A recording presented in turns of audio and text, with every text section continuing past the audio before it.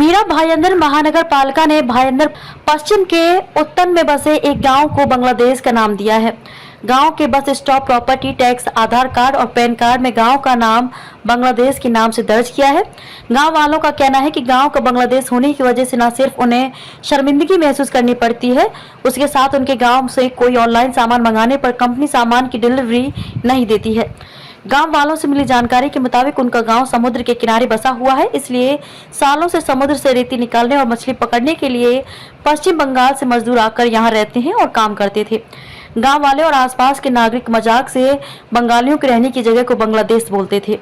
तकरीबन 25 से 30 साल पहले गांव वाले मजाक में जो नाम गांव का बोलते थे, मीरा भाईंदर महानगर पालिका के जिम्मेदार अधिकारियों ने बिना सोचे समझे, बिना किसी सरकारी अनुमति के सरकारी कागज में अधिकृत कर दिया।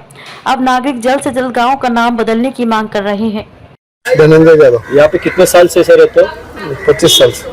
25 साल से। लेकिन यहाँ पे अभी जो बांग्लादेश ऐसा एक नाम दिया जा रहा है, सर जी बताइए कि ये बांग्लादेश जो नाम बस स्टॉप को दिया है, यहाँ पे ये कहाँ पे है और क्यों ऐसा प्रचलित हुआ है बांग्लादेश के? भाईंदर पश्चिम में पाली और चौक, ये दो गांव के बीच में जो छोटी सी लोक बस्ती है, इसको बांग्लादेश के नाम से बुलाया जाता है।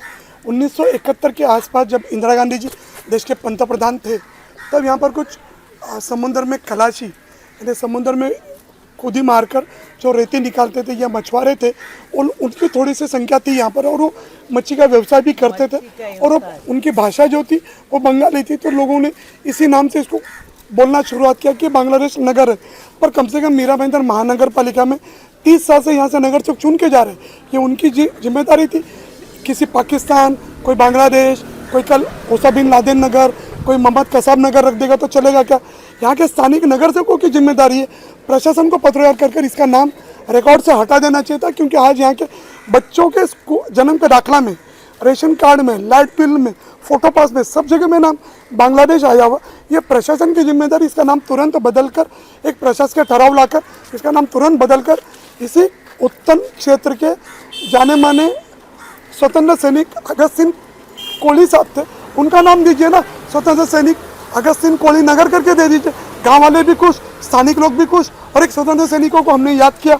नया आने वाली पीढ़ी को भी पता चलेगा कि इस गांव के लोगों ने देश के लिए अपना कुर्बानी दिया हुआ है। चलो गांव वाले तो उसके हिसाब से बोलते हैं नाम, मगर महानगर पालिका के अधिकारी तो इस नाम को जब वो देना करना है किसी सरकारी उसमें, तो उसमें का प्रक्रिया होती है, तो उसको ना पालते हुए इस तरह से कैसे उन्होंने नाम दे दिया? देखिए, महानगर पालिका का परिवहन समिति का जो अध्यक्ष होता है वो जनप्रतिनिधि नहीं होता, वो केवल एक पॉलिटिकल पार्टी का केवल नेताओं के पीछे घूमने वाला चमचा होता है। और ऐसे चमचे लोगों को लोग परिवहन समिति के अध्यक्ष बनाते हैं, जिनको मालूम ही नहीं कि पाली किधर है, चौक किधर है, भाटे बंदर किधर है, वेलंकनी किधर है, उत्तर नाका किसको बोलते हैं, सेला मारिज हॉस्पिटल किधर बोलते हैं, ये इनको मालूम नहीं रहता।